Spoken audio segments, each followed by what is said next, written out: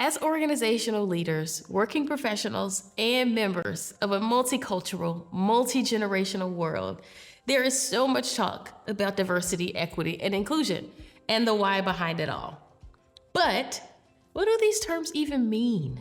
What does this work truly entail? What are the foundational building blocks to understanding, navigating, and leading DEI within your workforce, within your communities?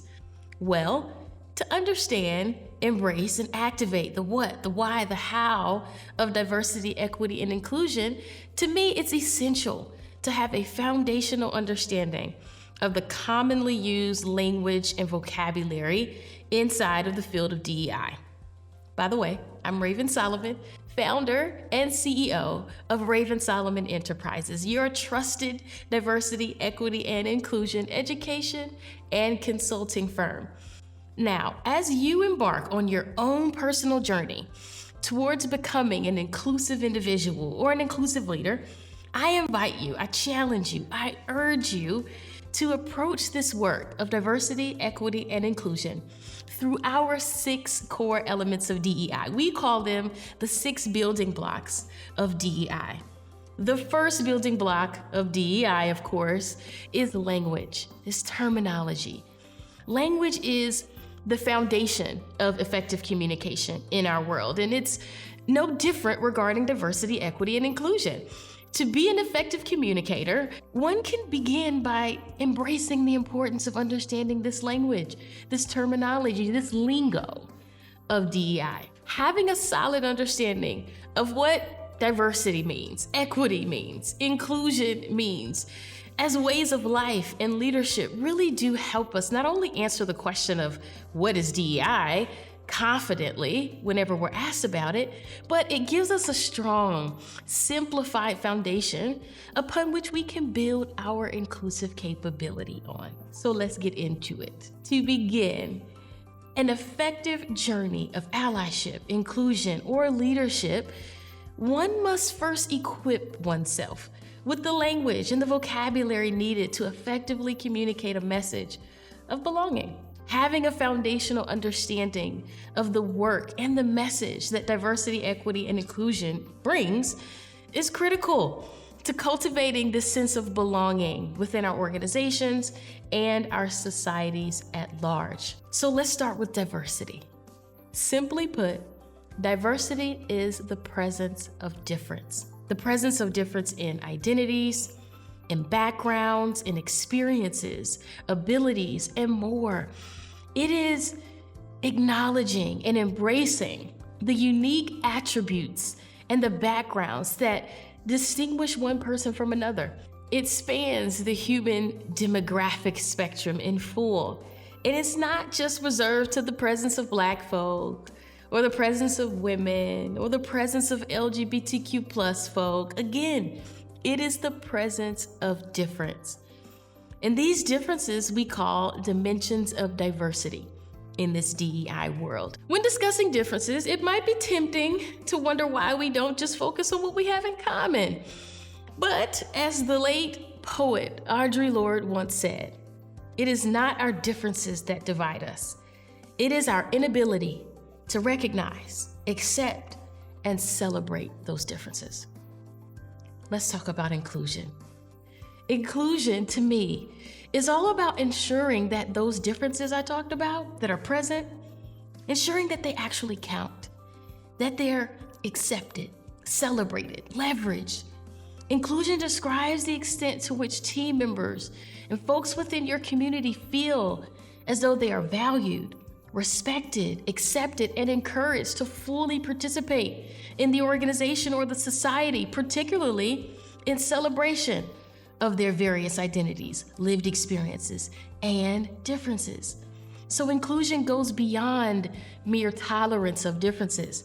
It seeks to celebrate and leverage diversity, recognizing that each individual brings unique perspectives, experiences, and skills to the table. I love the way Renee Myers explains the difference between diversity and inclusion. She says, diversity is being invited to the party, while inclusion is being asked to dance. Once we understand diversity, once we understand inclusion, we can explore equity. Equity is about ensuring that difference is accounted for in the way that we write our policies, in the way that we structure our procedures, in the way that we provide access to resources and opportunity and more. It's recognizing that systemic factors create disparities and inequities and really taking steps to address those.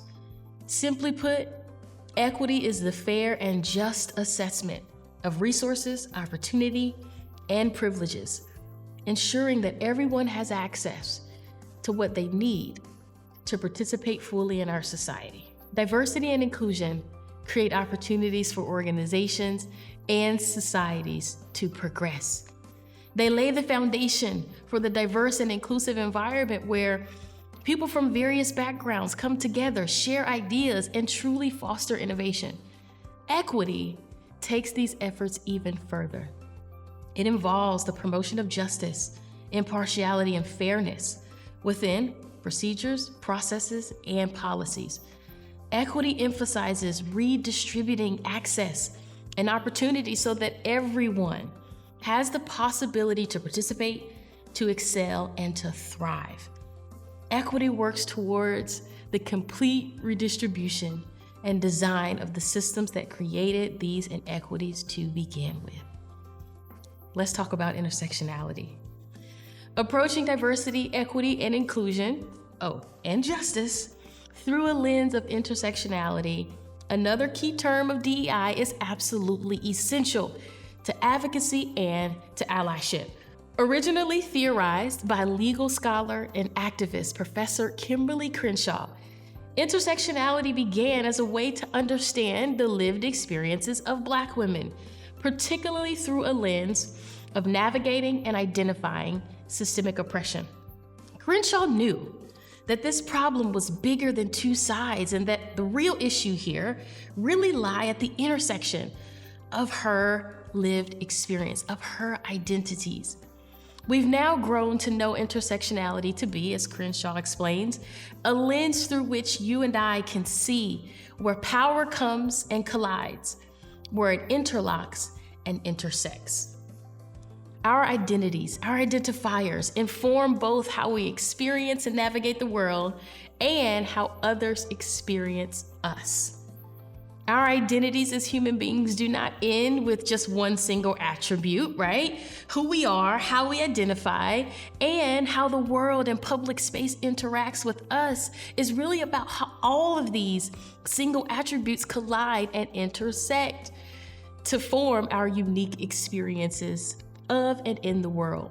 When we understand humans to be intersectional beings, capable of nuanced and complexities informed through identities, lived experiences, and beliefs, then you and we can more easily begin to approach problems surrounding identity and ensure from just that a more nuanced and complex way of thinking. At the core of allyship and advocacy that drives diversity, equity, and inclusion is the need for a common understanding of what it is we are called to advocate for. Being effective communicators makes us more effective allies. As the first of the 6 building blocks of DEI, language and terminology specific to the work of DEI equip us all to be better, more influential leaders and community members, contributors of equity.